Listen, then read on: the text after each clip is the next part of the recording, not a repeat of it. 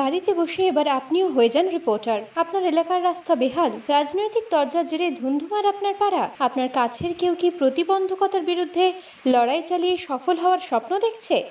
এসব খবর যদি আপনার নাগালে ঘোরাফেরা করে আর আপনি যদি স্মার্টফোন ব্যবহার করেন, তাহলে পাঠিয়ে দিন আপনার এলাকার খবর আমাদের হোয়াটসঅ্যাপে 9002135555 এই নাম্বারে। আর আপনিও হয়ে উঠুন নিউজ 24 ইন্ডিয়ার রিপোর্টার। আজ বিকেলে বাঁকুড়া শহরে শিল্পী, সাংস্কৃতিক কর্মী, বুদ্ধিজীবী মঞ্চের আহ্বানে আয়োজিত হাথরস কাণ্ডে মনীষা বাল্মীকির ধর্ষণ ও নৃশংস হত্যার প্রতিবাদে এবং অবিলম্বে দোষী ব্যক্তিদের দৃষ্টান্তমূলক শাস্তির দাবিতে একটি মৌন মিছিল বের হয়।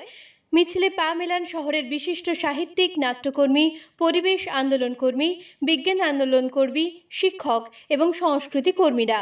এই মৌন মিছিলের নেতৃত্ব দেন মঞ্চের জেলা সম্পাদক মধুসূদন দরিপা, সহ সম্পাদক নদীয় ইন্দু বিশ্বাস এবং সহ সম্পাদক বিশ্বজিৎ ঘোষ। বাঁকুড়া থেকে দেবপ্রসাদ মুখার্জির রিপোর্ট।